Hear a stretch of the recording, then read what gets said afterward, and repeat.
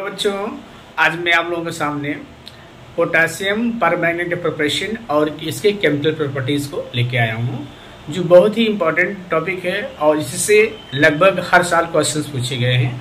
तो इस टॉपिक को क्लियर करने के लिए आपको इस वीडियो को अंत तक जरूर देखना चाहिए, जिससे टॉपिक क्लियर हो जाए।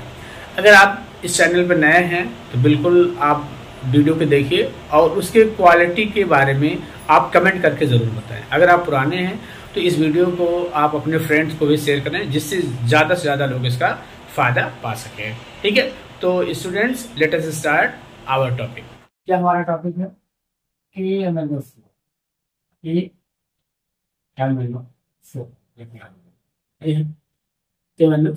ठीक है, इसमें Mn का ऑक्सीडेशन स्टेट क्या है? +7। इसे क्या कहते हैं? पोटासियम। क्या बोलते हैं बेटा? Potassium permanganate.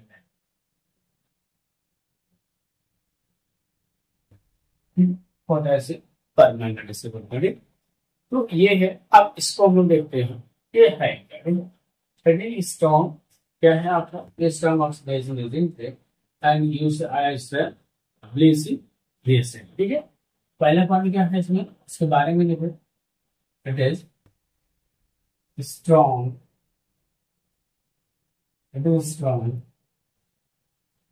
oxidizing agent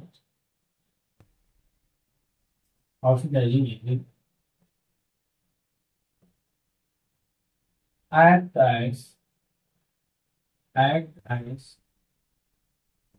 bleaching reaction।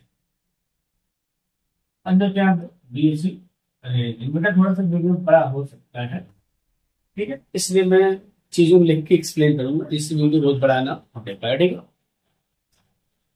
बेटा, हम लोग देख लेते हैं। देखो, ये कुछ बच्चे क्या करते हैं, नोट्स भी बनाते हैं, इसलिए मैटर देना लगता है कि जरूरी है। ठीक है, क्योंकि इसमें नोट्स भी बनाया जाता है, नोट्स भी बना लिया करिए आप लोग, जिससे आप लोगों को फायदा होगा। ठीक है, तो हम लोग क्या देख रहे हैं, क्योंकि एक साथ पढ़ते हुए लिखने में थोड़ा टाइम ज्यादा लगता है, तो वीडियो आप लोगों का ज्यादा लंबा हो जाता है। इसलिए जो है कोशिश किया जा रहा है कि आपको जो है मैटर पहले लिख के फिर उसको एक्सप्लेन किया जाए। ठीक है, अब देखिए हम लोगों ने क्या लिखा है? It is prepared from pyrolusite. Pyrolusite what is are ore? You might be knowing about ore. Ore क्या होते हैं? ओर क्या होते हैं, इसी ध्यान दे दीजिएगा। और ओर से हम लोग क्या करते हैं, किसी भी एलिमेंट्स को बड़ा आसानी से कम खर्च में प्राप्त कर लेते हैं। दो टर्म्स होते हैं, ओर और मिनरल्स। ठीक है, ओर और minerals. All the ore are minerals but all the minerals are not ore. अब देखिए ओर और मिनरल में डिफरेंस क्या है। ओर क्या होते हैं? ओर से कोई सी मैक्सिमम अमाउंट प्राप्त किया जाता है, लेकिन मिनरल्स में क्या हो सकता है, कई कंपोनेंट हो सकते हैं, कई एलिमेंट्स प्रेजेंट हो सकते हैं, तो मिनरल से कम अमाउंट मिलता है। ठीक है, चलो आ जाओ अपने टॉपिक पर। पायरोलिसाइड का ये भी क्वेश्चन पूछा गया है। पायरोलिसाइड का और है पोटेशियम परमैंगनेट का और है, आप कह सकते पोटेशियम परमैंगनेट का।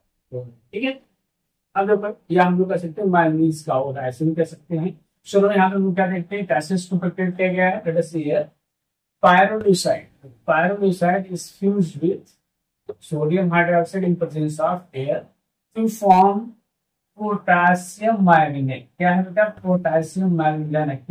MnO4 पोटासियम मैंगनेट होता है और ये किस कलर का है? It is green in colour. ठीक है, अब देखिए यहाँ पे नेक्स्ट स्टेप क्या होता है, सबसे इंपॉर्टेंट। इसमें जो कई बार ये पूछा गया है, डिसप्रोपोर्शनेशन रिएक्शन या डिसप्रोपोर्शनेट।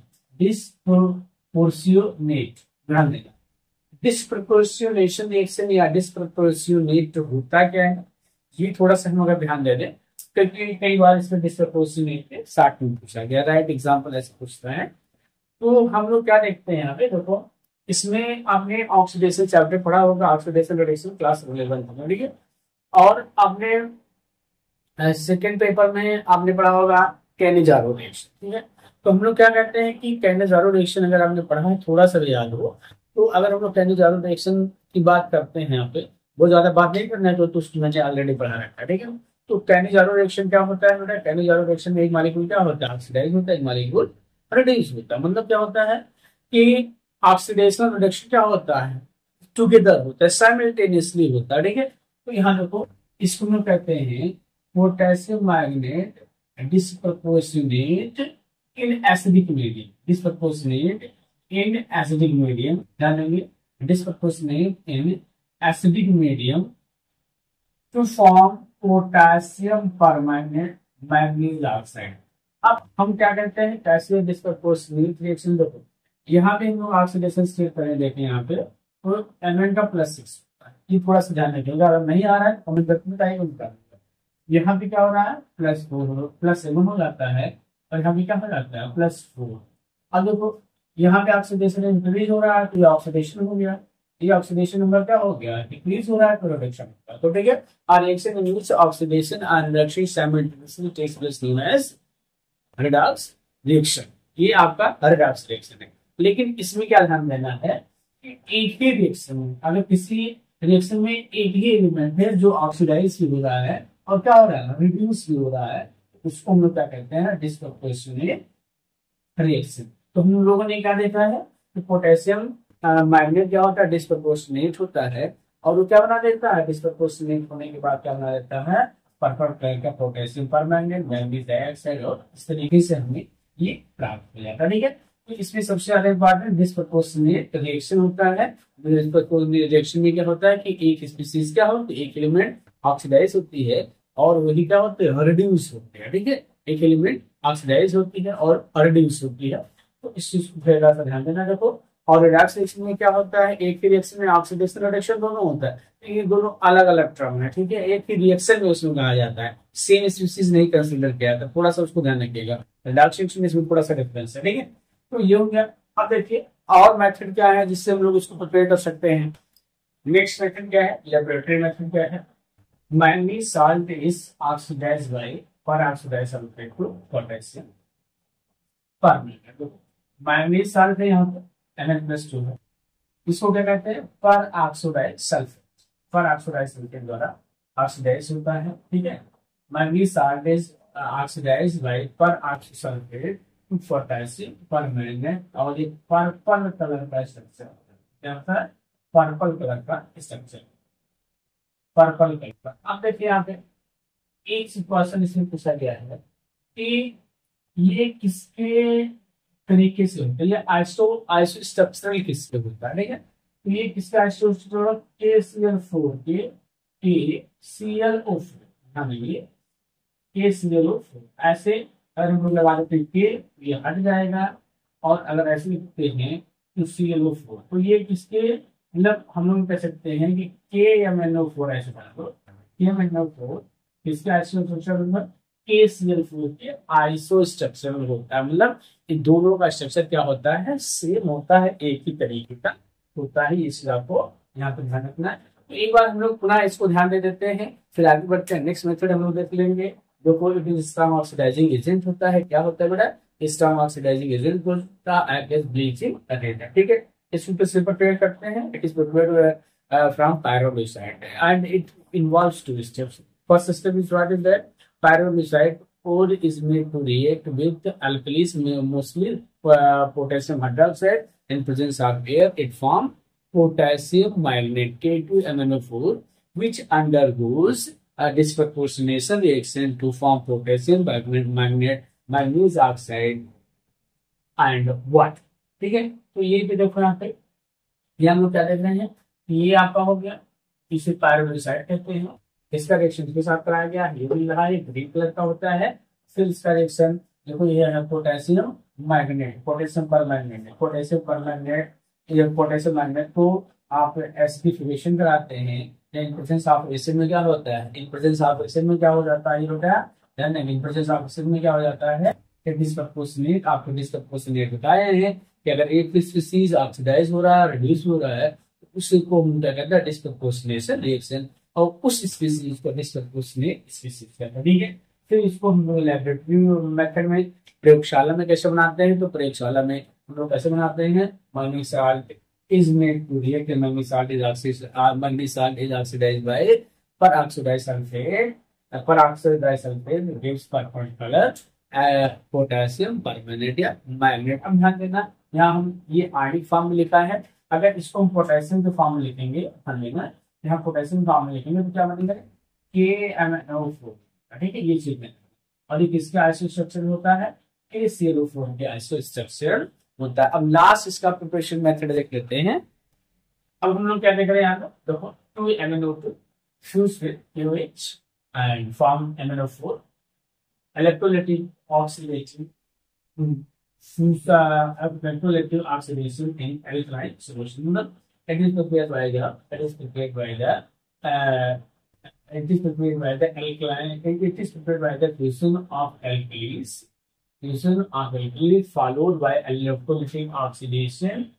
इलेक्ट्रोलिटिक ऑक्सीडेशन मतलब क्या क्या जाता है कि मैंगनीज MnO2 का हम लेंगे, MnO2 का यहाँ पे हम करते हैं, जिसे पायरोक्साइड करते हैं। इसका फ्यूजन किसके साथ कराया जाता है, तो इसका रिएक्शन इसके साथ अल्कलाइन KOH के साथ कराया जाता है, जिससे ये मिलता है। और इसका इलेक्ट्रोलिटिक ऑक्सीडेशन कर देते हैं इस मीडियम में, इलेक्ट्रोलिटिक ऑक्सीडेशन भी करते हैं अल्कलाइन मीडियम में, तो दूसरा मिल जाता है MnO4 मिल जाता है। इसे पोटेशियम मैग्नेट में जैसे हम लोग क्या करते हैं, पोटेशियम पर मैग्नेट, ऐसे पर मैग्नेट ध्यान देंगे, पर मैग्नेट क्या बोलते हैं बेटा, पोटेशियम पर मैग्नेट। और आपको बताया गया है कि बार किस कलर का होता है, दिस इज पर्पल कलर, ठीक है, दिस इज पर्पल कलर। तो ये आपके प्रिपरेशन मेथड आपको नोट्स में मिल जा रहा है, इसलिए इसमें विशेष ध्यान। अब देखिए हम लोगों ने देख लिया, स्ट्रक्चर देखने चल रहे हैं। देखो बेटा बस इसको कराने का एक ही टारगेट है, एक टाइम आप लोग का कम कंज्यूम हो, जिससे आप ज्यादा से ज्यादा कम से कम समय में ज्यादा कंटेंट मिल सके, ठीक है। देखो ये क्या हो गया, स्ट्रक्चर है, ये पोटेशियम मैग्नेट का पोटेशियम मैग्नेट, ये मॉलिक्यूलर फॉर्म है, ये आयनिक फॉर्म है। ऐसे पोटेशियम पर मैग्नेट, ये मॉलिक्यूलर फॉर्म है, ये आयनिक फॉर्म है, ठीक है। एक से यहाँ पे ध्यान देते कि यहाँ पे जो ऑक्सीडेशन स्टेट होगा, यहाँ पे कितना होता है +6 होता है, और यहाँ पे कितना होता है +7 होता है, ये चीज थोड़ा सा, ठीक है, बात समझ में।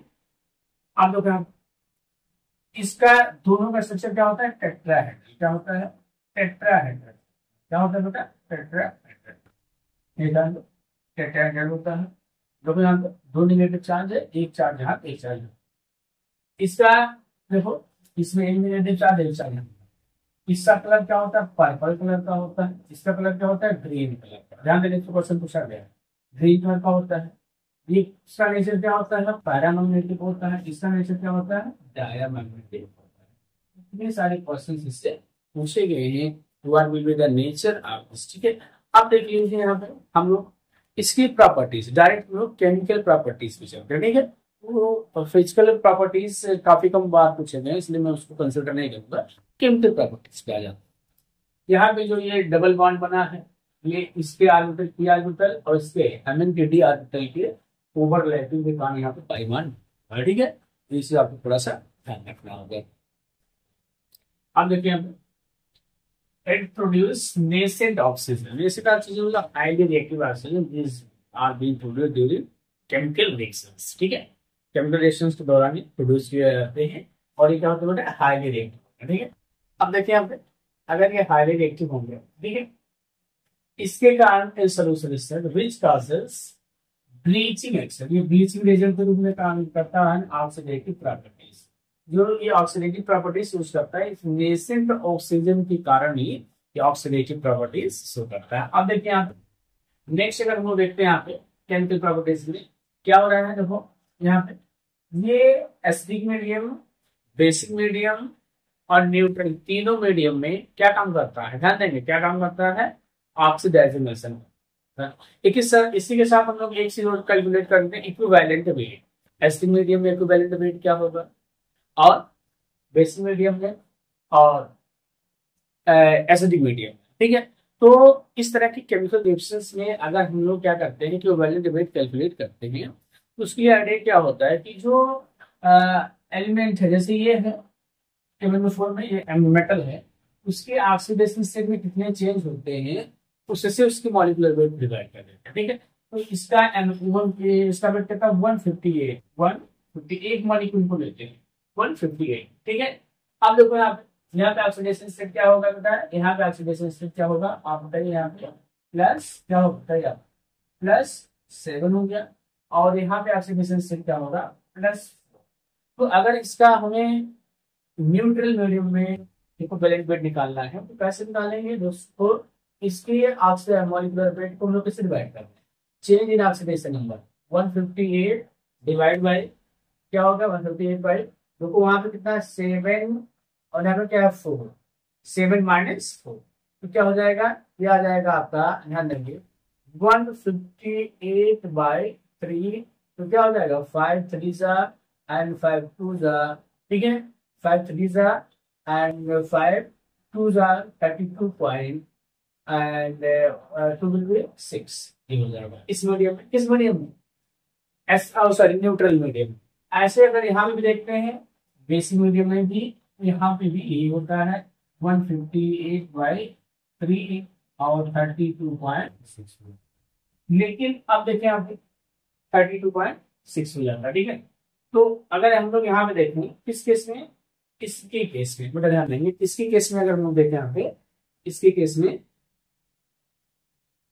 हाँ बेटा थोड़ा सा ध्यान देना है, सॉरी ये 52.6 हो जाएगा, ये भी 52.6 हो जाएगा।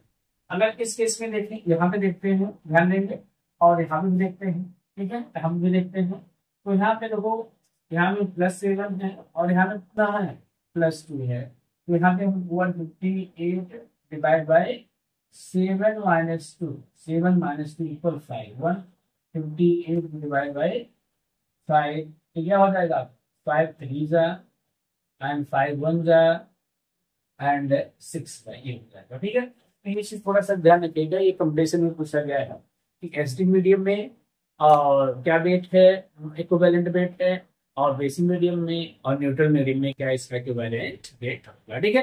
तो अब हम लोग यहाँ देखते हैं कि ये जो है एसडी मीडियम में, बेसिक मीडियम में और न्यूट्रल मीडियम में, तीनों मीडियम में ये ऑक्सीडाइजिंग एजेंट काम करता है। कुछ इसके हम लोग ऑक्सीडाइजिंग रिएक्शंस देख लेते हैं, ठीक है। तो चलो हम लोग देखते हैं। अब देखिए हम लोग केमिकल प्रॉपर्टीज में क्या देख रहे हैं कि बहुत सारे ऑक्सीडाइजिंग रिएक्शंस शो कर रहा है। तो इसमें ऑक्सीडाइजिंग एजेंट में हम लोग क्या क्या देख रहे हैं, किसको किसको ये ऑक्सीडाइज कर रहा है। फर्स्ट क्या है, हाँ एक चीज थोड़ा सा ध्यान रखना है कि जब हम लोग केमिकल रिएक्शन लिखेंगे तो मोस्टली हम लोग क्या करते हैं कि आयनिक इक्वेशन के फॉर्म लिखते हैं।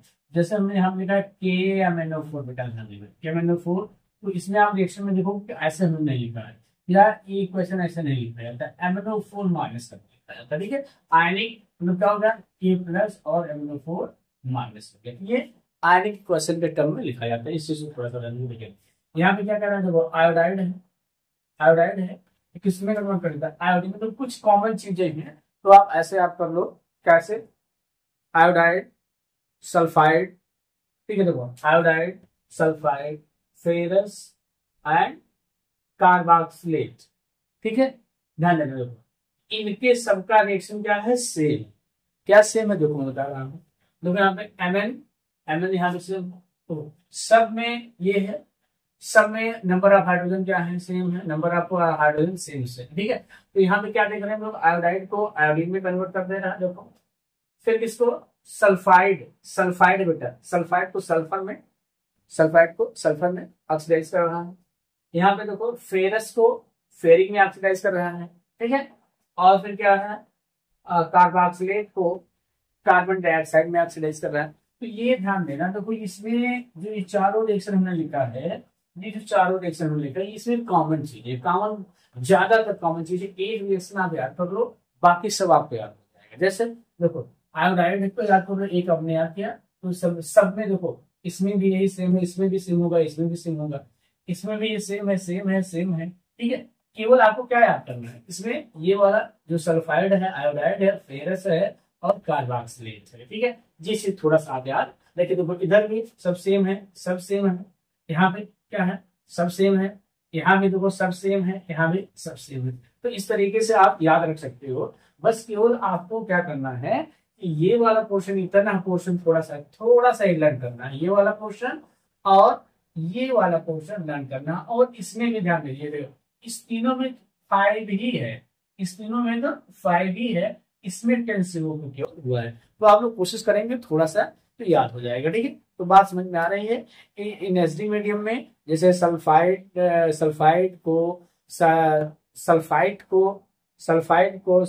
को और आयोडाइड को और फेरस को और किसको बेटा, किसको यहाँ पे कार्बोक्सिलेट को जो ऑक्सीडाइज कर रहा है, कौन ऑक्सीडाइज कर रहा है, अब KMnO4, इसका रिएक्शन क्या है, बिल्कुल सेम है, इसलिए हमने टुगेदर रख दिया। ठीक है, अब देखो कुछ रिएक्शन इधर में देख रहा हूँ, देखो इधर ये क्या कर रहा है, देखो थायोसल्फेट है, सॉरी सल्फाइड, सॉरी ये क्या है, सल्फाइड है। सल्फाइड में किसमें ऑक्सीडाइज कर रहा है, सल्फेट में, देखो यहाँ पे हो गया।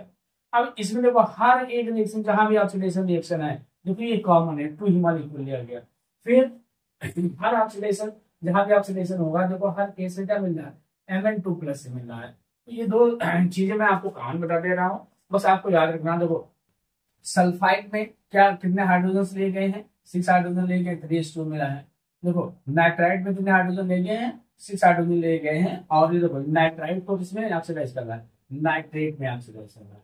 तो ये चीज थोड़ा सा आपको ध्यान रखना होगा। ये बेटा है एसिडिक मीडियम में oxidation nature shown by the KMnO4। अब हम लोग थोड़ा सा क्या चल लेते हैं, बेसिक और न्यूट्रल मीडियम में 2 रिएक्शंस है, उसको हम लोग देख लेते हैं। अब हम लोग क्या देख लेते हैं, देखो ये बेसिक मीडियम है, न्यूट्रल मीडियम में। एसिडिक मीडियम के रिएक्शन सेलेक्ट टाइप के हैं, बेसिक मीडियम और न्यूट्रल मीडियम के रिएक्शन सेम टाइप की, क्योंकि आपने क्या देखा है, इक्विवेलेंट वेट जो है वहां पे आपने कैलकुलेट किया इक्विवेलेंट वेट, वहां उस बेसिस पे आपने देखा। तो देखते हैं यहाँ पे, देखो ये आयोडाइड को किसमें करता है, आयोडेट में। देखो आयोडाइड को आयोडेट में कर रहा है, 2MnO4 plus I plus H2O, IO3 minus 2MnO2 plus OH।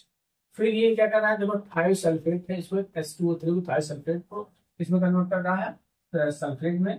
Thiosulphate को सल्फेट में, देखो 8MnO4 plus 3H2O3 plus 8H2O, और ये क्या बना है, 6SO4 प्लस OH। अब देखो इसमें मैग्नेस को मैग्नीज डाइऑक्साइड में। तो ये चीज थोड़ा सा आप ध्यान रखिएगा कि ये रिएक्शंस एसिडिक मीडियम के और बेसिक और न्यूट्रल मीडियम के रिएक्शन में थोड़ा सा डिफरेंस है। बेसिक मीडियम और न्यूट्रल मीडियम के रिएक्शंस में सिमिलरिटीज है, और एसिडिक मीडियम के रिएक्शंस में सिमिलरिटीज है। ठीक है, तो बस आज इतना ही। नेक्स्ट डे मैं आप लोगों के सामने किसी नेक्स्ट टॉपिक के साथ आऊंगा, तब तक के लिए धन्यवाद।